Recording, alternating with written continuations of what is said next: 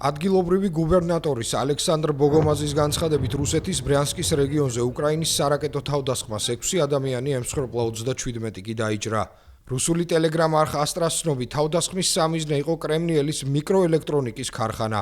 ქარხანაში აწარმოებენ ელექტრონულ კომპონენტებს, რომლებიც გამოიყენება სხვადასხვა იარაღის სისტემებსა და სამხედრო აღჭურვილობაში, მათ შორის სარაკეტო სისტემებში, საჰაერო თავდაცვის სისტემებსა და დრონებში.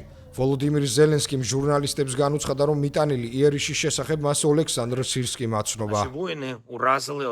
ჩვენმა მეომრებმა ბრიანსკში ერთ-ერთ მთავარ რუსულ სამხედრო ქარხანას დაალყეს. ეს ქარხანა რუსული რაკეტებისთვის საჭირო ელექტრონიკასა და კომპონენტებს აწარმოებდა. რაკეტებისთვის, რომლებითაც ჩვენს ქალაქებს, სოფლებსა და მშვიდობიან მოსახლეობას ესხმიან თავს.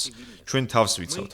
რუსეთს დიდი ხანი აქვს ამ ომის დასრულების შესაძლებლობა, ომის, რომელიც თავად დაიწყო. უკრაინული მხარე აცხადებს, რომ სამხედროებმა ბრიანსკში მდებარე კრემნიელის მიკროჩიპების ქარხანაზე, რომელიც რუსეთის ერთ-ერთი უდიდესი მიკროელექტრონიკის მწარმოებელია, იერიში ბრიტანული Storm Shadows ტიპის ფრთოსანი რაკეტებით მიიტანეს. ამასთან ზელენსკიმ ვაშინგტონს მოუწოდა არ მოხსნას რუსეთის წინააღმდეგ დაწესებული სანქციები.